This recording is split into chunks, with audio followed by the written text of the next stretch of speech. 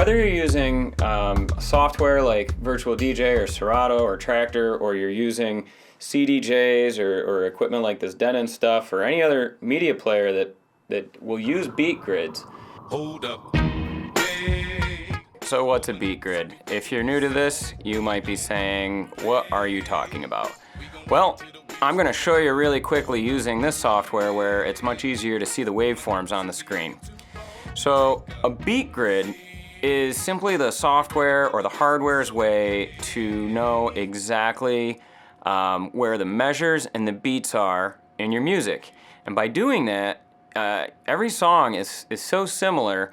They all are going to have a 4/4 time signature. 1, 2, 3, 4. 1, 2, 3, hit that. 1, 2, 3, 4. 1, 2, 3, 4. I know you want me. It just means that every measure has 4 beats, and all 4 beats, for the timing anyways, are going to be equal quarter notes. So here's the opening to Billie Jean, and you can see visually just by looking at it every beat, because we all know the beginning of Billie Jean. So that right there is a 2-measure loop. And the numbers are at the bottom: 1, 2, 3, 4, 2, 2, 3, 4, 3, 2, 3, 4. That's if it continued to play. So we've got a 2-measure loop set up. The beat grid, it's almost hard to see with this particular song simply because every one of the lines that you would see are kind of buried behind the waveform because they're so perfect. So I'll pull up another song really quick. So here's a song where the beat grid is accurate, and but the way that the bass line works, they're not going to fall exactly where you see each beat hit and cover over the grid. So we've got the measure: 1, 2, 3, 4, 2, 2, 3, 4, and so on and so forth. Now, if you have your beat grids, the software builds them automatically, but sometimes they're not accurate. So typically, you've got a variety of tools to edit your beat grids and get them perfect. And if they are, beat mixing becomes really, really simple. So now I'm going to show you an example of 2 songs and how easily software mixes them together when it knows the beat grid and you just line them up. Keep in mind too that songs, Billie Jean's really clean, and these first beats all match, and so whether it's 2 measures or 1 measure, it's going to sound the same. But a lot of songs have a 8-beat bass line or melody or a phrase to the song that keeps looping over and over again throughout the song. And so there's times where it's really important to make sure you find out and create a loop. If you're going to use a loop to enter the song, you want that loop to include that entire bass line or that entire melody. Now that's a rule that can be broken, but a lot of times it usually works, and I'd say the vast majority of the times, for most songs, it's going to be 2 measures or 8 beats. That is the perfect amount as far as making a loop. So on the top here we have an 8-beat loop, so I will start that. The one on the bottom has a 4-measure or a 16-beat loop because that's how long it takes for this song to complete the melody. So I'll start it on this next one.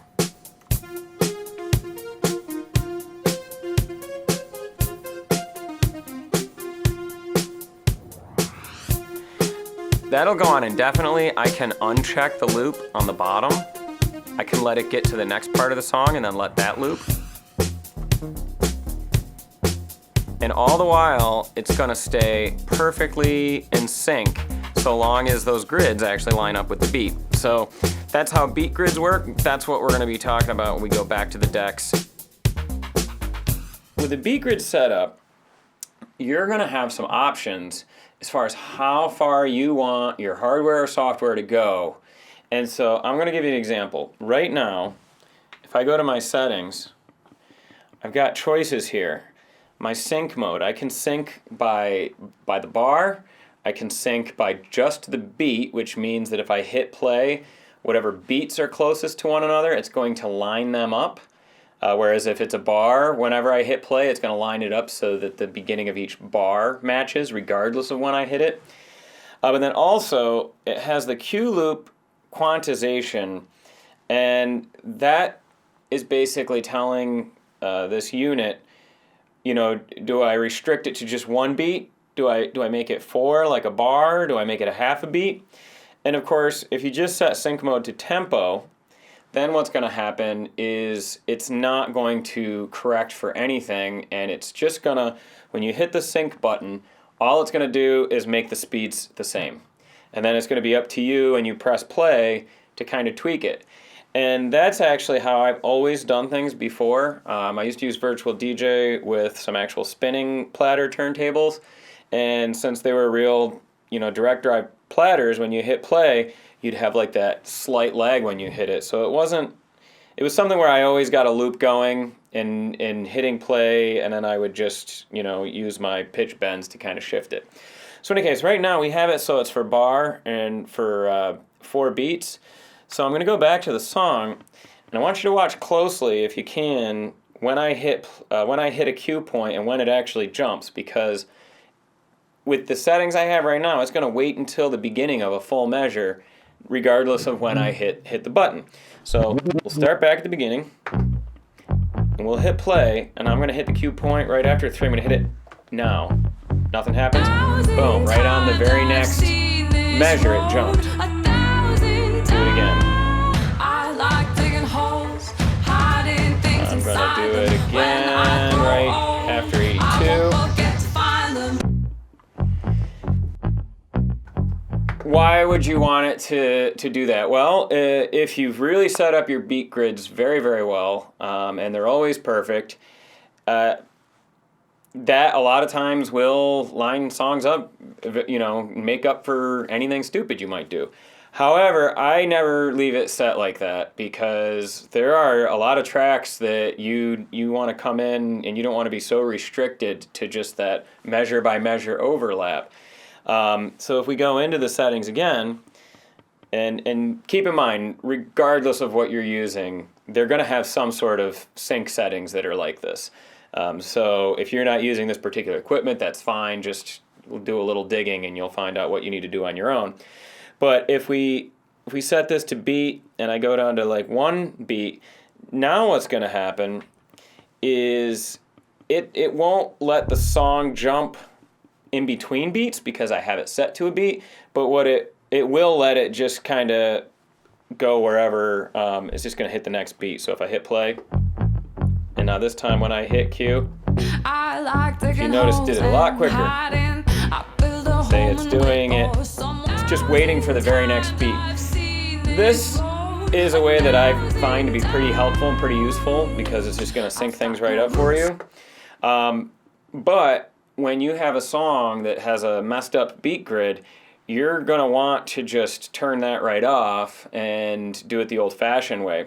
And with a lot of software and hardware, you don't need to go in and change your settings every time you want to do that. With these, there's a quantize button. So if you uncheck the quantize button, it just goes into a full manual mode where every time you do anything, it just kind of happens instantly. All right, so those are your quantize settings or your beat grid settings, where you're telling it how far you want the software to go to fix things up for you. Now I'm going to go over to this side. I just did a quick look at my library to find a song where something was wrong. And it doesn't take long. I know with this Denon software, a lot of times if the song's got a good uniform beat, it picks up the beats really well. What it seems to screw up on a regular basis is where the measures are. So I'll scroll back a little bit, and we'll listen to this opening, and I'm going to count it the way that it's listed. 1, 2, 3, 4, 2, 2, 3, 4, 3, 2, 3, 4. Hopefully that was really awkward for you, because that's what I wanted it to be. Because it's amazing how even if you're on the beat, it just seems weird when you're not on the right measure. It doesn't make sense. So in your software, I would normally do this in the software, not on the players, but and you may be just using a fully software solution, in which case you're not jumping between. If you're set to sync up your songs by measure, so I'm going to go back to my things, and I'm going to make it so that my quantize is on, and that this thing wants to sync songs by the bar, And I don't know if it does it the same on both sides, so I'm going to set them both that way. Bar 4. Okay. So here's where you'd find out where this is a big deal. Let's say I set the sync mode on. I got this song playing over here. I sync this track to it. Well, then when I go to hit play, it's automatically going to line them up by what it thinks are the bars, but they're not the bars. I'm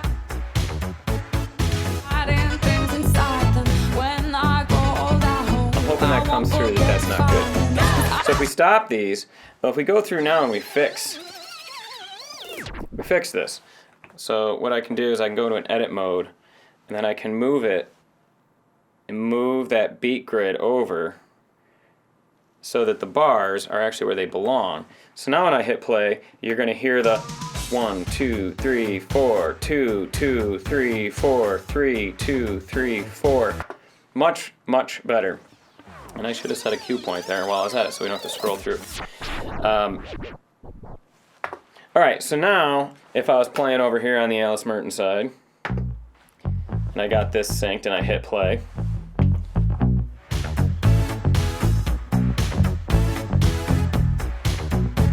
and it makes all the difference in the world. If you're using some hardware, because you might have some CD players that you're using, and maybe those CD players, they allow you to loop. I think going way back to some of the dual decks or dual well CD players that I had like 20 years ago, even they had a looping. You wouldn't have any of this helpful beat grid or anything, but you could see the speed of the track. A lot of times it would at least analyze and try to give you a beat per minute. So you could speed it up, you could slow it down, and you could create an in and out point. So right here I have the loop that was already built in the software, and I got to that by just hitting my hot loop that was pre-set up. Well, I'm going to delete that, and now that that's deleted, I want to show you the two most common ways that you'll create a loop using whatever you're using.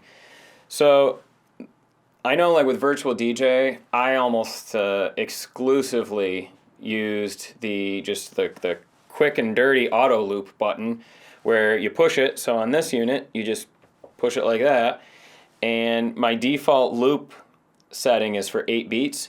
So just hitting that button once created the exact same loop that I had done before. You don't see the yellow over it because it's not my yellow hot color, but it's exactly the same loop.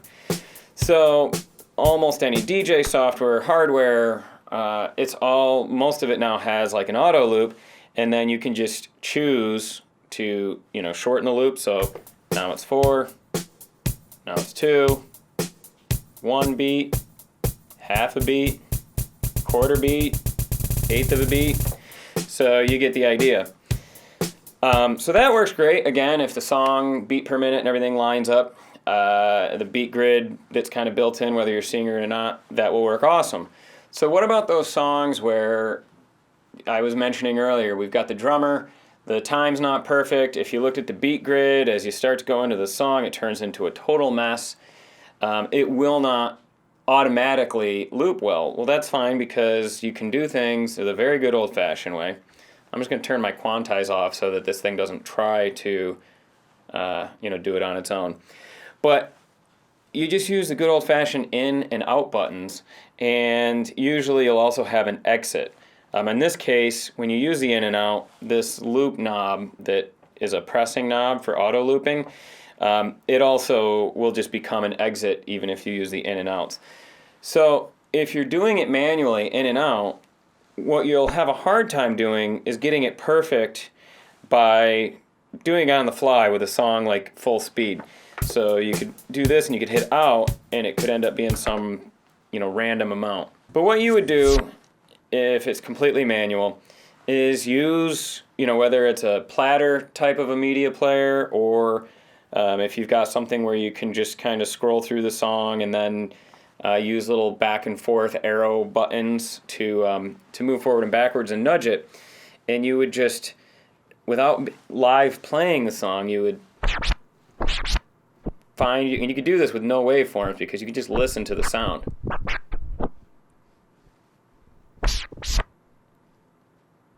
you're going to get right on the beginning of the beat. If you're going to go a ways through, you could hit play.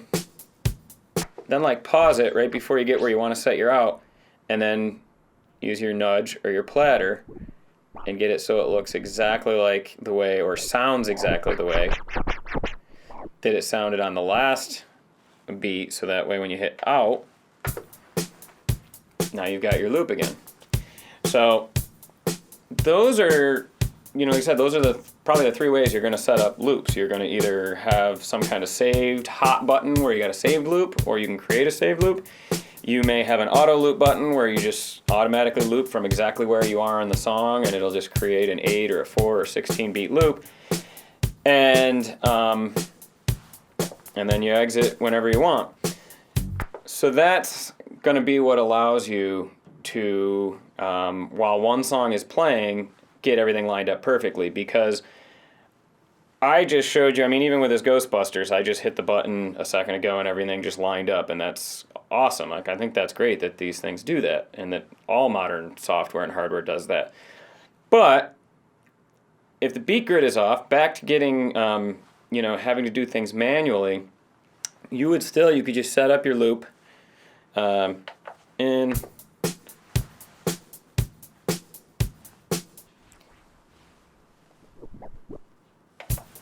So we got this one looping, and maybe we got a song playing over here. Turn off quantize on both decks. I'm going to try to throw it off. So they're way off, you see? How awful is that? So if you were doing everything by ear, you didn't have these visual cues, you didn't have something that lined them up, you would just have to use your headphones. Whether it's listening through a monitor speaker or it's using like a cue mix where you can mix in both the cue and the master. And I'm sorry that this is painful, but what we're going to do is I'm going to make it so you guys hear the same thing I hear with the cue mix. And then you would just use your nudge buttons.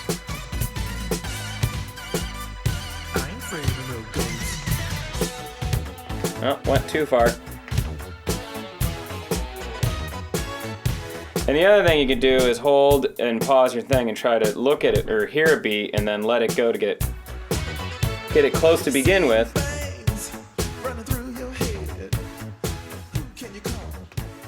And then you just nudge back and forth and you'll hear that, the sound that sounds awful to gradually mixing together and sounding good. And so that is how you have to manually do it. And so as you can see, it's awesome that most of the time we don't have to manually do these things anymore. What we're going to do now is I got the song I've been using, Billie Jean, on the right side, and I'm going to mix into this black box song on the left side. This one I have not set up any cue points. I have done nothing with. I just loaded it. It has a beat grid because these always have a beat grid. Whether it's correct or not, we don't know. I'm going to let Billie Jean play. Now keep in mind, I have the music going to my audio recorder, but because you guys can't hear in the headphones, if I was to do it with headphones, we're going to have to do this where you're kind of hearing it. Pretend what you're hearing is maybe somewhat what we're doing in headphones. It's kind of in the middle, like it'll be like what was in the headphones, but then it'll also kind of be where you would end up mixing live. But I can't give you both, or maybe with a little more thought I could, but I didn't think about it for today. So one of the things I'm going to do with this Billie Jean is I'm going to just get it playing so we can pretend like it's a real event, we got it playing, and then I'm going to come over, and since I've never set cue points or loops or anything on this song, I'm going to need to take a minute and just make sure it's correct and everything. Once it is, I'm going to skip ahead to a point in Billie Jean to exit from, and I'm just going to do that at random, so it may not seem like why would you ever cut like that. And the reason why is simply for time. I don't want us to all have to listen to all of Billie Jean to wait for a great spot to jump ahead or just to let it get there on its own. So while that's doing its thing, I'm going to come over and I'm going to look at this track. And in my headphones, I did cheat and actually just listened to the headphones and did find that the beat grid is set up right and the measures are correct as well. So I could very quickly set up the loop, which I just did by hitting the auto loop so that it's going to be an 8-beat loop. And I'm going to hit play, and I'm going to try to hit play right about at the same beat as the other one. And have sync going. A lot of them show these two bars. You see that white and green bar together.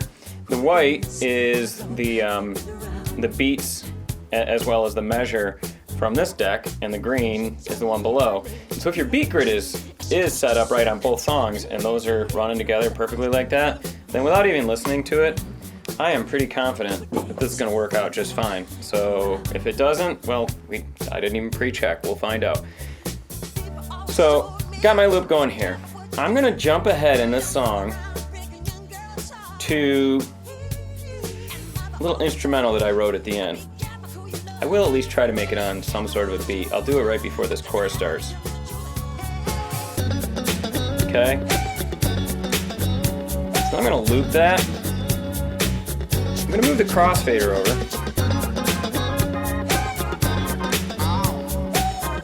You can hear the other track playing. Now, a lot of times you don't want to let songs overlap too long, but if these were overlapping like this is where, when you're beat mixing, I mean, sure, especially if you're just starting, don't even worry about doing anything else. Like, just the right amount of fade over, and it's, gonna work. And when I unlet the loop go, this beat on this side is gonna start. But things to be aware of is that you can drastically change things and or improve things during the mix as you have things going. If, like, say one of them starts with, mids down, and it lets the other song kind of come through. Or as you're fading out, take out the mids or the highs on the other track as you're going. So there's things like that. If you look at guys like that are doing like real fancy mixing, you'll notice that a lot of times they're spending as much time on their mixing board as they are here. And I think a big reason why that's possible is decks now make it so easy to sync the songs up that it's letting people be more creative. And on these, on this unit, there's some really cool effects that as you started fading over, so I'll start here.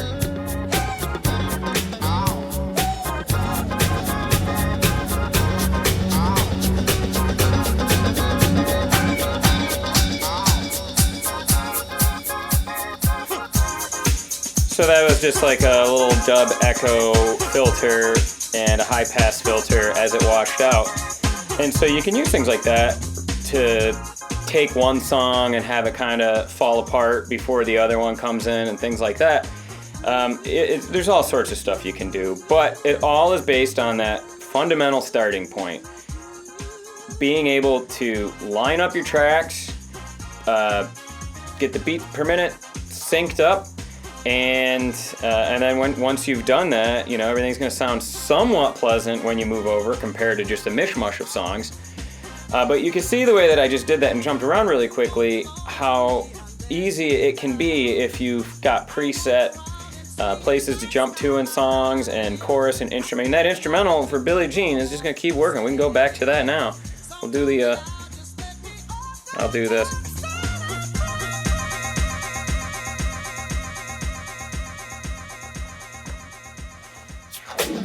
I forgot to undo those filters, but you get the point. Like, it stays, it works, it's easy.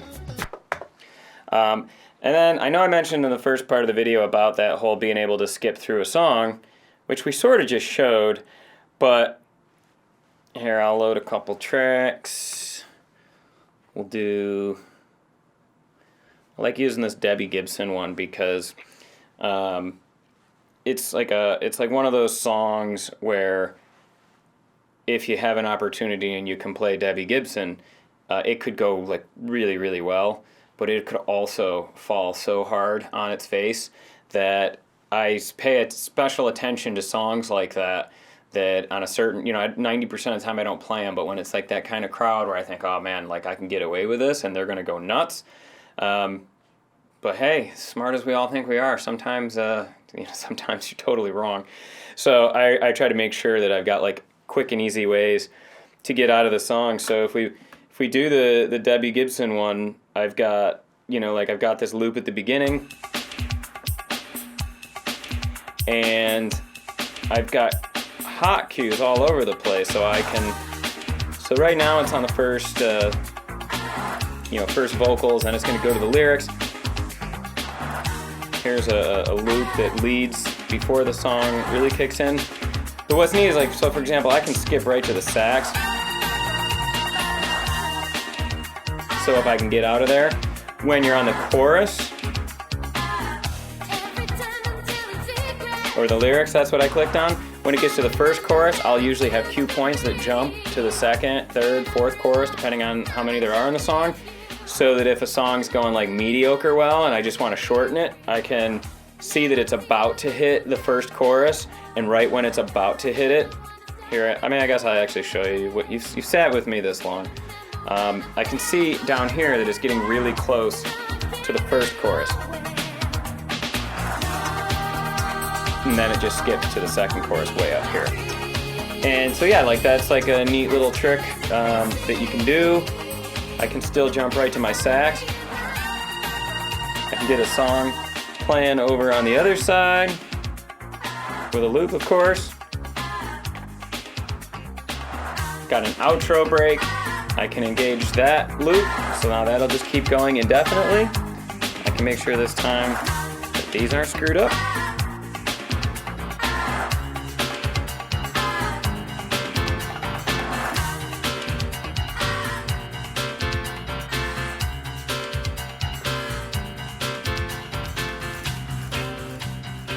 And just go into the next song. And it's quick, it's easy, and it's, like I said, it's, to me, it just makes it super fun. Like, I don't think I would even want to still DJ anymore if it wasn't for farting around and mashing things up and having fun with it. I think if I was just going back and forth all the time, I'd need to, I don't know, just need to do something different. But this makes it fun, and it makes it so that you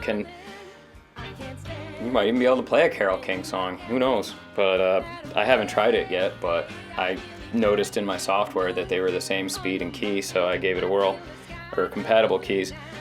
So those are some things. So those are just some things you can do, examples of ways that with your music quantized or beat grid enabled, depending on the terminology of your particular manufacturer, you have all sorts of options. Like right there, I have a loop and I can see it. So if I just hit that, we can have that piano going forever. I can come over here, hit my first loop, hit play, make sure they're synced, and I can go back to Debbie Gibson.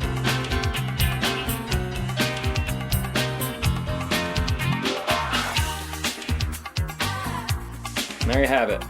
There you have it. I think I covered everything I wanted to cover with these.